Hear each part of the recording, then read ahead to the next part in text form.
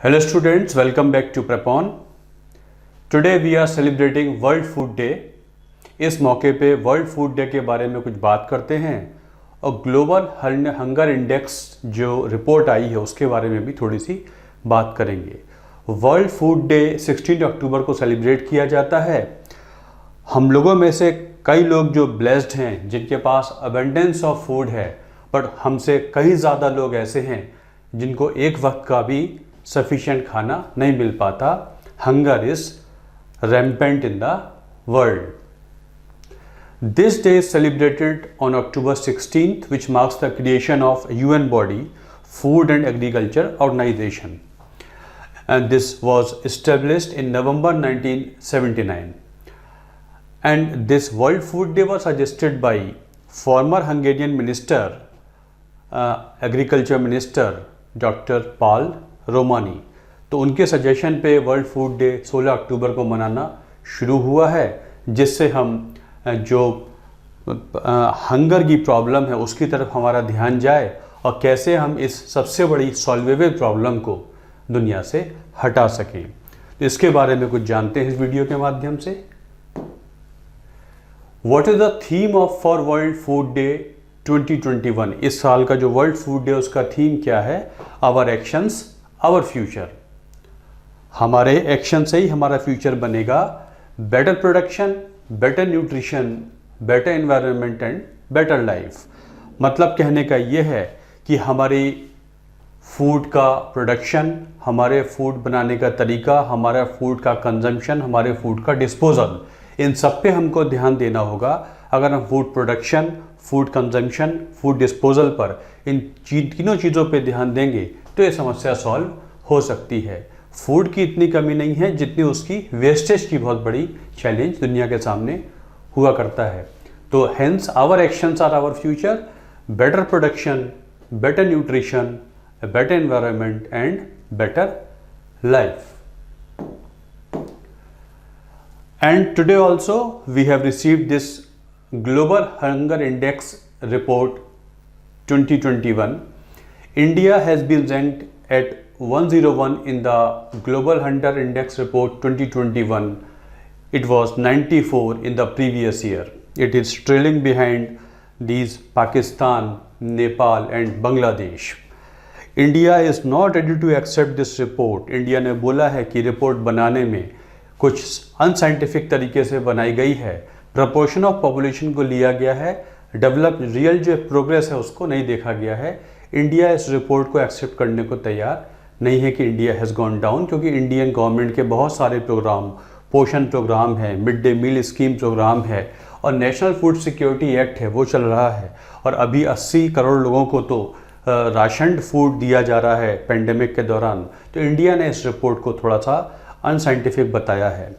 This global hunger index which tracks hunger and malnutrition showed that 18 countries including China, Brazil and Kuwait shared the top rank with GI scores less than 5. The report is prepared by Irish aid agency Concern Worldwide and a German's Welthunger-Hilfe. The report termed the level of hunger in India as alarming. India में जो hunger की problem है उन्होंने alarming बताया है। पाकिस्तान, नेपाल, बांग्लादेश के लिए भी ऐसे ही बताया है, इवन दो भारत से उनको बेहतर बताया है। ये जो GHI स्कोर होता है it is based on 4 indicators, 4 indicators पे डिपेंडेंट होता है। सबसे पहले तो अंडर नरिशमेंट, व्यक्ति को वो खाना ना मिल पाए, वो फूड ना मिल पाए जो उसकी बॉडी के लिए फुल बेस्ट डेवलपमेंट के लिए ज़रूरी है। तो एक तो फैक्टर होता है अंडर नरिशमेंट के फीचर पे देखते हैं। दूसरा होता है child wasting. What is child wasting? और the share of children under the age of 5 who have low weight to their height. उनके हाइट के अनुसार उनका वेट काफ़ी कम है। अगर ऐसा है जिसे चाइल्ड वेस्टिंग कहते हैं, अगर हाइट के हिसाब से वेट कम है तो ये दिखाता है कि एक्यूट अंडर न्यूट्रिशन है उस बच्चे में। जो अंडर न्यूट्रिशन है वो एक्यूट है, उसे तुरंत ठीक किया जाए तो शायद इस फीचर पर हम काम इम्प्रूवमेंट आ सकता है। फिर आता है तीसरा फीचर चाइल्ड स्टंटिंग और the number of children under 5 who have low weight to their age, मतलब उनकी एज के हिसाब से जो उनका वेट होना चाहिए वो नहीं है। ये इंडिकेट करता है क्रॉनिक अंडर न्यूट्रिशन, मतलब वो लंबे समय से अंडर न्यूट्रिशन में है, उनको पूरी खुराक लंबे समय से नहीं मिल पा रही है। चाइल्ड वेस्टिंग में तो हो सकता है कि टेम्परेरी फिनोमिनन हो, लेकिन चाइल्ड स्टंटिंग में माना जाता है कि लंबे समय से इस बच्चे को पूरा खाना नहीं मिला है, पूरी खुराक नहीं मिलती आ रही है। और एक होता है चाइल्ड मोर्टेलिटी, और अंडर 5 के बच्चे जो हैं वो उससे 5 की एज से पहले मर जाते हैं। तो इन सारे फैक्टर्स पे रिपोर्ट ने बताया India has not fared well. हाँ, अंडर 5 मोर्टेलिटी पे कुछ इम्प्रूवमेंट आया है, लेकिन child wasting, child stunting, under nourishment, इन फीचर्स पे India has not fared well, और इंडिया की कंडीशन काफ़ी अलार्मिंग है। India, however, is not ready to accept this report as India is doing far enough. The report noted that it is difficult to be optimistic in 2021. Report ने ये भी बोला है 2021 में बहुत ऑप्टिमिस्टिक नहीं हो सकते हैं, because the forces driving hunger are overpowering our good intentions and lofty goals. हमारे गोल्स भी बने हुए हैं, इंटेंशंस भी बेहतर हैं सरकार के और UN बॉडीज़ के। स्टिल 2021 में मुश्किल है, क्योंकि 3 C's हैं जो हमें चैलेंज दे रहे हैं। एक तो इंटरनल कन्फ्लिक्ट्स हैं, बहुत से देशों में इतने कन्फ्लिक्ट्स हैं, बहुत सारी इंटरनल प्रॉब्लम्स हैं, गवर्नमेंट है, रिबल्स के बीच में कन्फ्लिक्ट्स हैं, वो पॉवर्टी की तरफ ले जाती हैं, प्रोग्रेस नहीं होने देती हैं, गवर्नमेंट इंस्टेबिलिटी रहती है, उससे प्रॉब्लम आती है, कन्फ्लिक्ट्स हैं। क्लाइमेट चेंज एक बहुत बड़ी समस्या है। क्लाइमेट चेंज की वजह से ड्राउट्स हैं, रेन का पैटर्न चेंज हो जाता है, और सी में भी काफ़ी, मैरीन लाइफ में भी काफ़ी चेंजेस आते हैं, जिससे फूड अवेलेबिलिटी में प्रॉब्लम आ सकती है। और कोविड-19 जो एक पेंडेमिक है, ये 3 C's हैं जो चैलेंज कर रहे हैं, थ्रेटन कर रहे हैं कि 2021 में तो कुछ खास हो पाना संभव नहीं है। तो ये conflict with in the country है या अमंग द कंट्रीज़ है, ये क्लाइमेट चेंज और कोविड-19, इन तीनों पर काम बहुत अच्छी तरीके से करना होगा, तो 2021 में कुछ हम कर सकते हैं। तो ये ग्लोबल हंगर इंडेक्स की रिपोर्ट के बारे में इंडिया संबंधित और वर्ल्ड संबंधित कुछ बातें हमने जानी कि हमारी रैंक नीचे हो गई है। Why is hunger a problem? अब थोड़ा और जानते हैं हंगर प्रॉब्लम क्यों है। The main cause obviously is poverty. सबसे बड़ी वजह तो गरीबी होती है, गुर्बत होती है। बहुत सारे लोग ऐसे हैं जो वर्ल्ड वाइड ऐसे लोग हैं जिनके पास रिसोर्सेज ही नहीं है कि वो अपना खाना खरीद पाएँ, खाने के खुराक ले पाएँ। लेकिन ज़्यादातर लोग कुछ ऐसे भी हैं जिनके पास रिसोर्सेज नहीं हैं, उनके पास लैंड नहीं है, उनके पास वो मीन्स नहीं है हार्वेस्टिंग के, बनाने के और प्रोसेसिंग के, स्टोरिंग के। तो पॉवर्टी के लूप में ये होते हैं। कुछ तो इतने ही गरीब हैं कि खरीद ही नहीं सकते हैं, कुछ के पास संसाधन है तो इतने कम हैं कि उन संसाधन से उनके ज़रूरत भर का खाना पैदा नहीं हो सकता। तो ये पॉवर्टी एक बहुत बड़ी वजह मानी जाती है हंगर की। सस्टेनेबल डेवलपमेंट गोल्स नंबर जो हैं 2030 तक हमें पूरे करने हैं, उसमें गोल नंबर 2 ये कहता है it pledges to end hunger, achieve food security and improve nutrition and promote sustainable agriculture. तो SDG 2 की तरफ we are working very hard so that कि ये जो ज़ीरो हंगर का प्लेज हमने बनाया हुआ है इसको हम अचीव कर लें। उसकी तरफ सभी देश और UN बॉडीज़ मिलके लगे हुए हैं कि ये हो जाए, ज़ीरो हंगर का गोल हम अचीव कर पाएँ। तो ज़ीरो हंगर का मतलब होता है हंगर ख़त्म हो जाए, फूड सिक्योरिटी हो जाए, इम्प्रूव न्यूट्रिशन हो जाए और सस्टेनेबल एग्रीकल्चर हो, ताकि फ्यूचर जनरेशन्स को भी सही मात्रा में और न्यूट्रिशियस फूड मिलता रहे। हमारी सरकार इस दिशा में काफ़ी काम कर रही है। आपने देखा होगा फूड सिक्योरिटी एक्ट तो है ही, फूड फोर्टिफिकेशन की बात भी चल रही है। कई सारे साइंटिफिक एक्सपेरिमेंट्स चलते रहते हैं जिसमें अगर अंडर न्यूट्रिशन है, बच्चे में अगर न्यूट्रिशियस फूड नहीं जा रहा है तो क्यों ना फोर्टिफाई कर दें फूड को आयरन से या इस चीज़ से, इस विटामिन से, ताकि उसके ज़रिए खाना पहुंच जाए और खुराक में जो मिनरल्स या जो न्यूट्रिएंट्स चाहिए होते हैं बॉडी में पहुंच जाएं, तो ज़ीरो हंगर अचीव हो जाएगा। Is hunger A social problem? Hunger persists in our world because people cannot afford to buy food or because they are denied access to the land, water and other resources they need to produce their own food. उनके पास वो संसाधन नहीं है। लेकिन जब हम बहुत गहराई से देखते हैं तो हम पाते हैं कि फूड अवेलेबिलिटी तो है, लेकिन उसका जो डिस्ट्रीब्यूशन है वो काफ़ी इनइक्विटेबल है, वो न्याय संगत नहीं है। तो basically at the depth of this problem lies social injustice.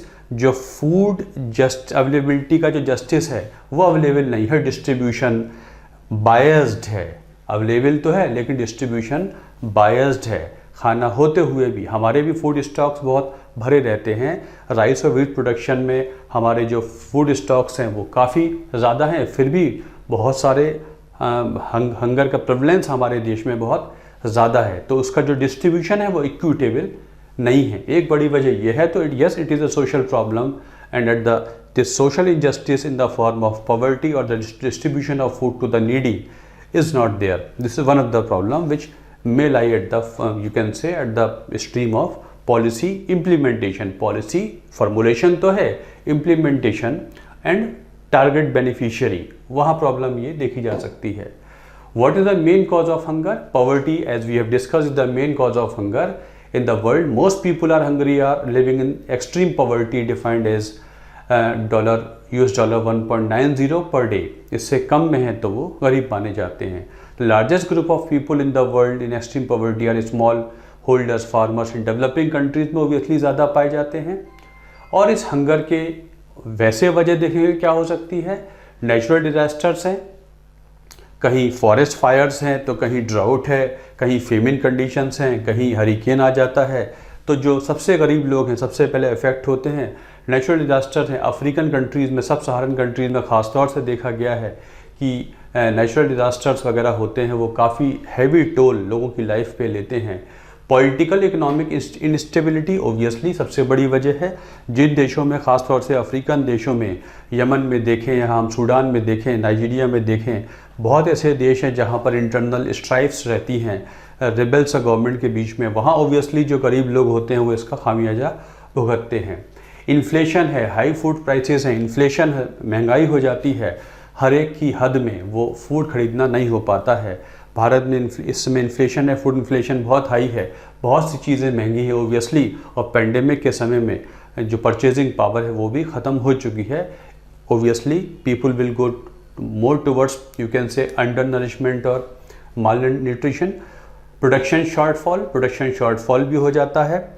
Rain अगर ठीक से ना हो, बारिश ठीक से ना हो, समय पे ना हो, कुछ एरिया में ज़्यादा हो जाए, फ्लडिंग हो जाए, तो ओबियसली प्रोडक्शन शॉर्टफॉल एक वजह बन जाती है। क्लाइमेट चेंज हम डिस्कस कर ही चुके हैं, सबसे बड़ी वजह है। डिमिनिशिंग नेचुरल रिसोर्सेज कम पड़ने लगते हैं।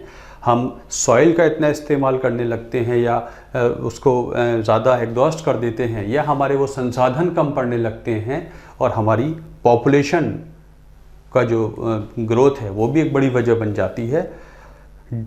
इन्फेक्शियस डिजीज़ जैसे कि पेंडेमिक वगैरह हुआ करते हैं। Low levels of education and literacy, obviously when one is well educated, enough educated, literate है, तो वो एक डिग्निफाइड लाइफ के लिए एक जॉब पा सकता है, इनकम कर सकता है, ताकि वो एक सही डाइट ले सके और एक प्रोडक्टिव इंडिविजुअल बन सके और उसे गवर्नमेंट की सब्सिडी की नीड नहीं होगी। इनएडिक्वेट application and distribution of technology, और ओबियसली फूड प्रोडक्शन में हम साइंटिफिक डेवलपमेंट्स कर सकते हैं ताकि लीस्ट इनपुट से ज़्यादा आउटपुट आ सके। ऐसे बहुत सारे मेरीन रिसोर्सेज भी हैं जो हमारे फूड का पार्ट बन सकते हैं और हेल्दी फूड का पार्ट बन सकते हैं। तो ये सारे कॉजेज़ हैं, इन पे ध्यान दिया जाए तो ओबियसली हंगर को काफ़ी हद तक कंट्रोल किया जा सकता है और SDG जो 2 है वो हम अचीव कर सकते हैं। How is hunger and food insecurity are related? ये फूड इनसिक्योरिटी या हंगर ये जो रिलेटेड होते हैं, इंटर रिलेटेड होते हैं। Hunger basically is a symptom of a problem. Hunger अपने आप में कुछ नहीं है, वो सिम्टम है। It is a personal physical sensation of discomfort. एक सिम्टम है किस चीज़ का? फूड इनसिक्योरिटी का। And food insecurity refers to lack of available financial resources for food at the house hold level. और फूड इनसिक्योरिटी का मतलब ये है कि हमारे पास वो संसाधन नहीं है जिससे हम उचित खाना खा पाएँ, अपनी खुराक ले पाएँ। Many people do not have resources to meet their basic needs, challenges which increases a family risk of food insecurity. तो फूड इनसिक्योरिटी ये हो जाती है आज के लिए है और कल के लिए हमें पता नहीं है। तो इस फूड इनसिक्योरिटी का एक मैनिफेस्टेशन होता है हंगर, जो एक सिम्टम भर है। Is hunger a solvable problem? Yes, hunger and malnutrition are part of ongoing cycles as both cause and effect of many other factors like inequality and lack of education. These factors are within our power to solve. Solvable ये माना जाता है। World food programme USA काफ़ी ज़्यादा add देता है और उसकी मदद से इसको सॉल्व किया जा सकता है, और हर देश अपने अपने स्तर पे भी काम कर रहा है ताकि इस दिशा में काफ़ी कुछ हो सके। पॉपुलेशन ग्रोथ भी बड़े स्तर पे है, लेकिन फूड प्रोडक्शन को भी उसी पेस पर लेना होगा, अदरवाइज़ काफ़ी सारे लोग इस प्रॉब्लम से सफ़र करते रहेंगे। हमारे जो ह्यूमन रिसोर्सेज हैं वो वेस्ट होते रहेंगे, डिप्लीट होते रहेंगे और प्रोडक्टिव नहीं होंगे, बल्कि हमारे लिए लायबिलिटी बन जाएंगी। इसलिए we have to work very hard. तो जो हमारा मोटो है कि हमारा जो प्रोडक्शन पैटर्न है, हमारा कंजम्पशन पैटर्न है, हमारा डिस्पोजल पैटर्न है, इन तीनों पे हमको काम करना होगा। फूड सेफ्टी से भी फूड प्रोडक्शन होता है, इन चीज़ों पे ध्यान देना बहुत ज़रूरी है। So this is about global hunger index and this World Food Day 16th October. Hope you enjoyed this video. Thanks a lot.